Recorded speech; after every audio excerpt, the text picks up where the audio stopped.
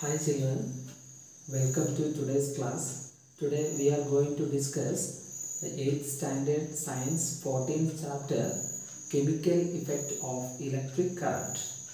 Last year you have studied magnetic effect of electric current and heating effect of electric current.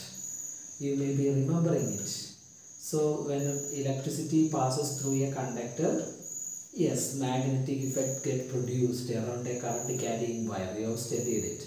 And another point, that is when electricity passes through certain materials, heat energy get produced. All materials, whenever electricity passes through a conductor, heat energy get generated. These two effects we have studied. And you may be remembering 6th standard you have studied materials can be classified on the basis of their conductivity into conductors, insulators and semiconductors. Okay, so this year we are going to discuss the chemical effect of electric current. So let me ask you one question. What is meant by electric current? Electric current. Electric current. Current means, yes, flow. Current means flow. So electric current means, yes, flow of electric charge. Flow of electric charge. Electric charge. This electric charge flow we can say as electricity. So a simple conductivity tester made by a student. In this conductivity tester there is battery, inside there is battery and an arrangement of switch is there and two wires and the free end of the wire you can see here, and this free end of the wire you can connect with the different objects. For example, this is graphite. Graphite means, you know, it is I got from a discharged cell. So this graphite you have studied. If I connect this graphite, you know, the circuit get completed. Let us test this whether the liquids are conductors or not. Here I have taken water and in this water I have dipped two copper plate in it, and it is through this copper plate that electricity passes into this solution or into this liquid. And so this arrangement you can test whether this liquid is a conductor. The free end of the wire, through the free end of the wire you can allow electricity to pass into the liquid. If this liquid conduct electricity, then what happens? Certain changes take place to these solutions. So here it is a simple arrangement. In this arrangement you can see a bulb you can see, and a battery and copper wire, and these two end there is two metal rods you can see here, and a beaker, and this beaker contains a solution. So this is nothing but this lemon juice. So this arrangement, whether it is a closed circuit or an open circuit, you have studied what is a circuit.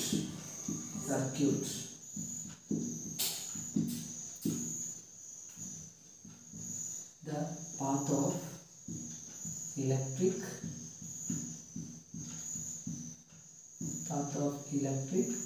current is called electric circuit.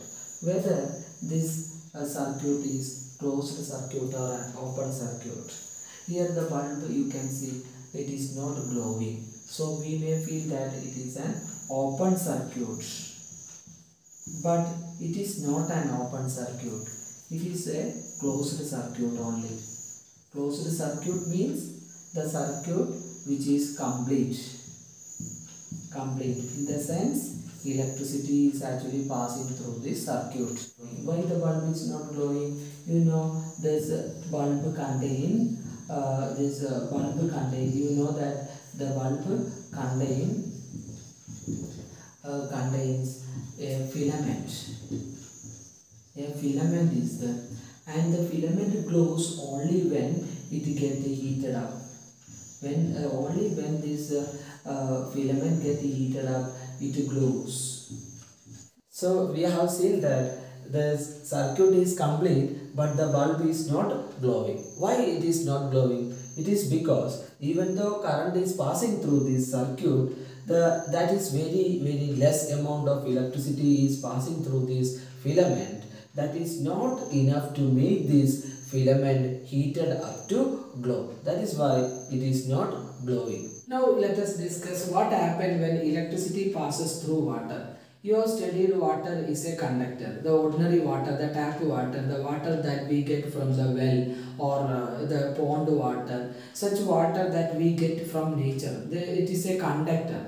Why that is conductor? Pure water, we have discussed already. Distilled water is not a conductor because distilled water do not contain any salt in it. Pure water, which is not a conductor, but the water that we use in our daily life, that water is a conductor, because water being a solvent, so many substances get dissolved in water, so which make water a conductor. Let us study what happens when electricity passes through water.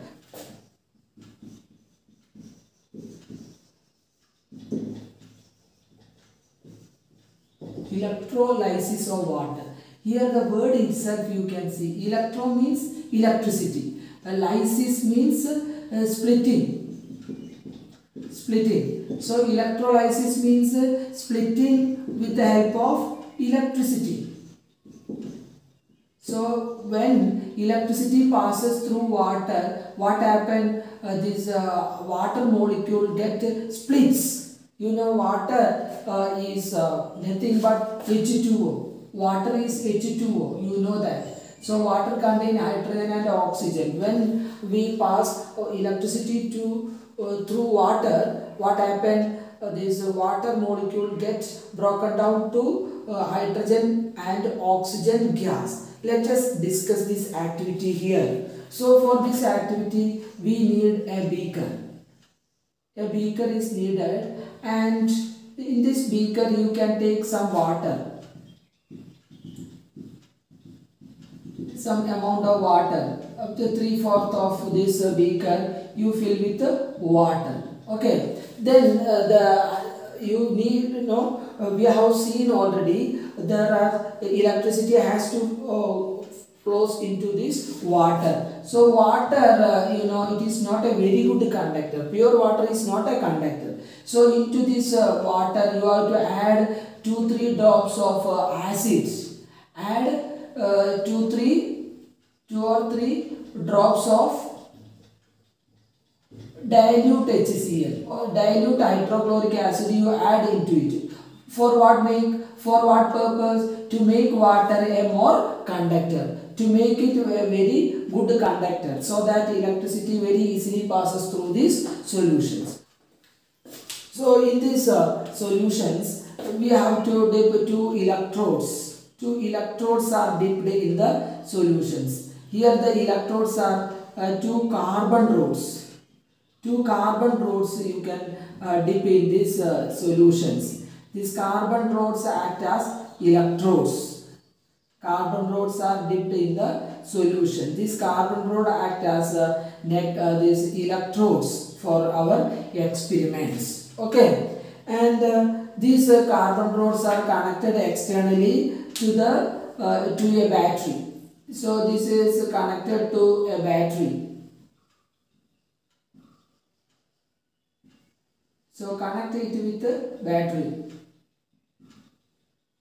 And the battery, you can have this 6-volt battery this for this experiment. Battery, there is battery, and there is water, and there are carbon rods. Carbon is nothing but graphite rods are used for this activity. This is also carbon rods.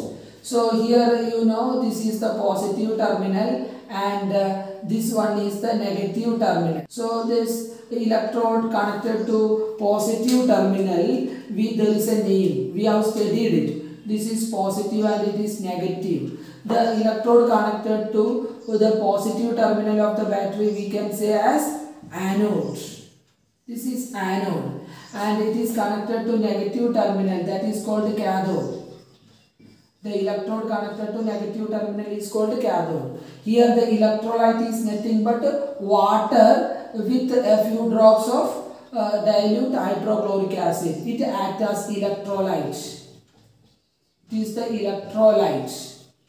What are electrolyte? Electrolyte are solutions which conduct electricity and undergo a chemical change during the passage of electricity. So here chemical change is going to happen to water. What chemical change happened to water, that we will discuss. What happened during this chemical reaction, that is what we are going to discuss now. So here when electricity passes into water, this water molecule splits into hydrogen and oxygen. You know, oxygen always become negatively charged. Oxygen is having tendency to absorb electrons. So usually oxygen become negatively charged. So negatively charged ion being negatively charged, this oxygen is usually it moves towards the cathode anode. Anode is positively charged, so oxygen moves towards the anode and releases in the anode, and hydrogen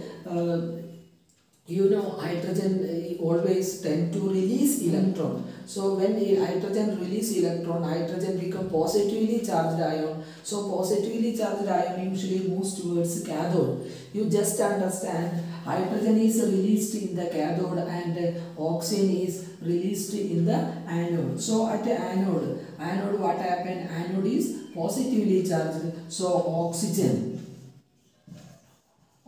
is released. Oxygen is released in the anode, and what happened in the cathode? In the cathode is negatively charged cathode. This hydrogen gas is released. Hydrogen gas is released in the cathode, and oxygen gas is released in the anode. So water, the two water molecules, if we write the chemical equation, you can write, when two water molecules splits, we get two hydrogen molecules and one oxygen molecules. 2H2O when splits, you know 2H2O contain 2 into 2, 4 hydrogen is there, so it become 2 hydrogen molecules, and 2O, that the oxygen, 2 oxygen are here, this 2 oxygen become O2, so oxygen gas. So this is the chemical reaction which take place during electrolysis of water. Hydrogen molecule splits and produce hydrogen gas and oxygen gas, and this hydrogen gas is produced in the anode. Hydrogen ions are positively charged, so hydrogen ion usually moves towards cathode and release here. So here we get hydrogen H2 gas is released here, and here we will get oxygen gas O2 gas is released in the anode. Now let us discuss electroplating. What is electroplating? Electroplating is a method of depositing a thin layer of a desired metal on another metal by using electricity. So this is a simple arrangement for electroplating of copper. Here we are going to electroplate copper. You can see here in this simple arrangement there is a beaker and two copper plates are used here. These are copper plates. So this is also a copper plate. So two copper plates are there in this experiment, and it is through into the copper plate that electricity passes. It is through the copper plate that electricity passes into the solution. Then we have taken a solution here. This solution is nothing but copper sulfate. Copper sulfate solution. So copper sulfate solution, CuSO4 solution. This CuSO4 solution acts as electrolyte. This is the electrolyte in this experiment, electrolyte. and these two copper plates, one is connected to positive terminal. Here there is it is positive terminal and it is negative terminal. So copper plate connected to positive terminal, we call this as anode. Electrode connected to negative positive terminal we call anode, and the electrode connected to negative terminal of the battery, that we call it as cathode. So this is the cathode and it is the anode. So what happened when electricity passes into the solution? That is what we are going to discuss. So in the copper sulfate, there is copper ions and sulfate ions. So this is the arrangement. So in the electrolyte, electrolyte conduct electricity because of the passage of ions. So in the electrolyte there are ions. Ions are present. Flow of these ions take place. Here in the copper sulfate there are two type of ion. This Cu2 plus ions are there, and as well as SO4 2 minus ions that you will study in higher class. So in this copper sulfate, two type of ions are there, copper ion and sulfate ion. That is why it is this copper sulfate become a conductor. So let us see what happened during chemical reaction. A simple circuit showing electroplating of copper, and here the copper plates are dipped in copper sulfate solution. Allow current to pass through this copper sulfate solution for about 15 minutes, and afterwards you can take out this copper plate and observe what happened. And you can see a deposition of copper on one of the copper plate. You can see a depositions, and a dark brown colored deposition you can see one of the copper plate. And if you observe this, to which terminal it is connected, you can see that it is to the negative terminal of the battery. So the copper plate which is connected to the negative terminal of the battery, you can see a dark brown deposition of copper. And another one, if you observe the other one, you can see it is copper getting displaced. So from one copper plate, copper get dissolved into the solution, and in the other copper plate you can see copper deposition. So it is to the copper plate, it is in the copper plate which is connected to the negative terminal of the battery that you can see the copper deposition. You have learned that this copper plate connected to the negative terminal of the battery, it is called as cathode. So this copper get deposited in the cathode, and then after sometimes you can see in the case of anode what happened, anode become thin.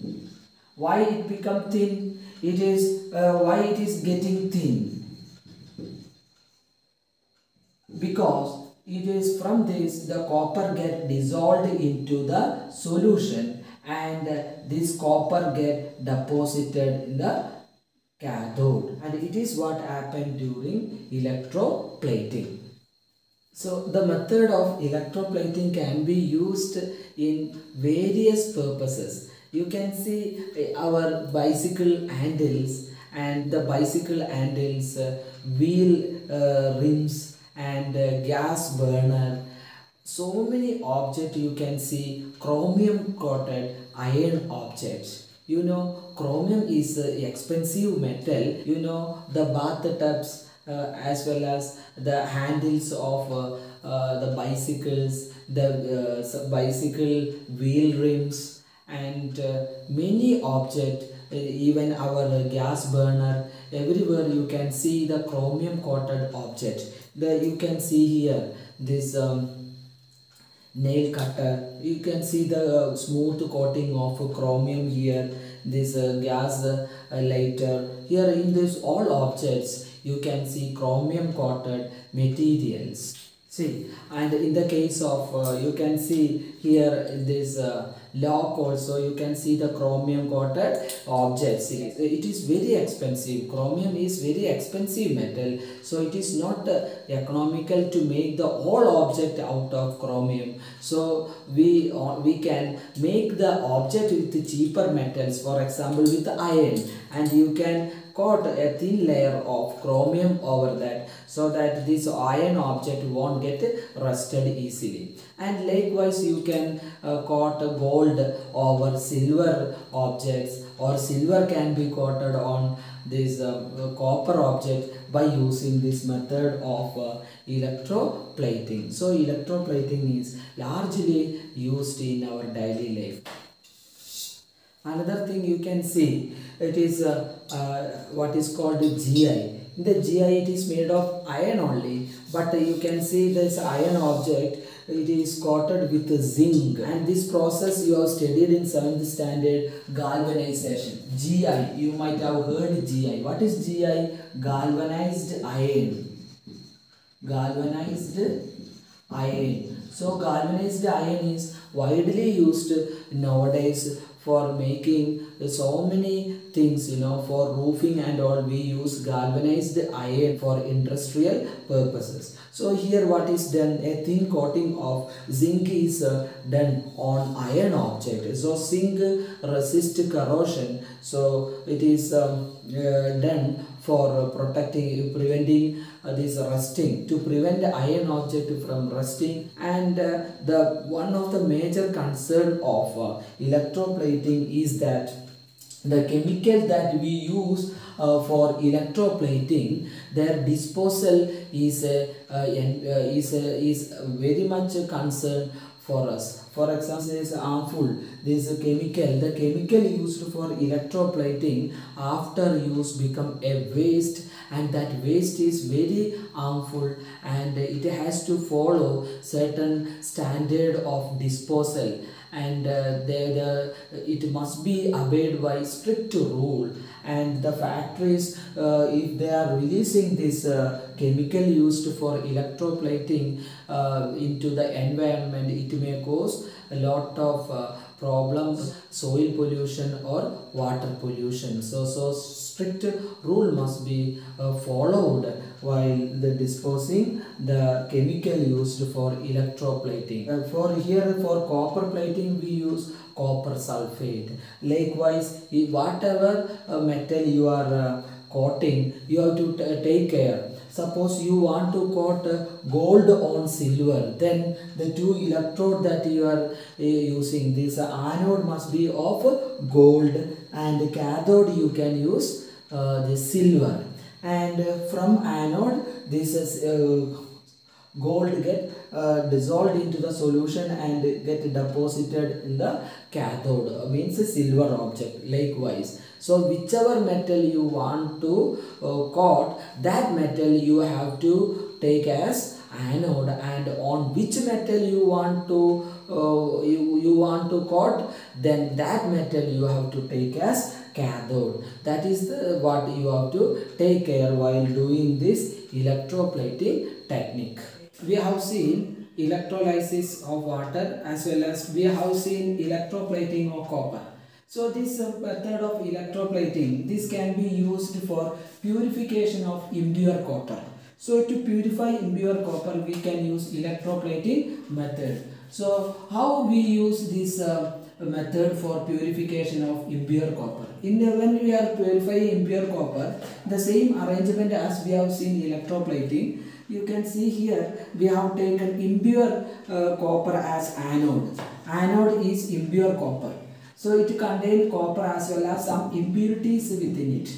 And a thin strip of cathode, that is a pure copper plate. So this copper plate, pure copper plate is used as this cathode, and impure copper is used as anode. So when we are doing this electroplating, this pure copper from the anode get dissolved in the solution, you can see here Cu2 plus copper getting dissolved into the solution, and it moves towards the thin and the cathode, which is pure copper. So this copper get deposited on the cathode, and later what happen, after some time you can see that this the thickness of this anode getting reduced, and at the same time the thickness of cathode get increased, because pure copper from this anode get transferred to the cathode. Okay, and you can see the impurities getting settled down at the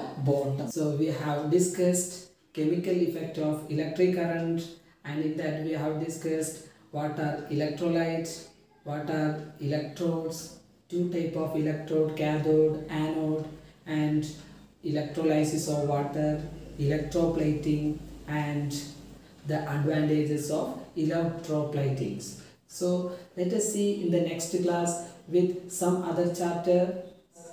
Bye.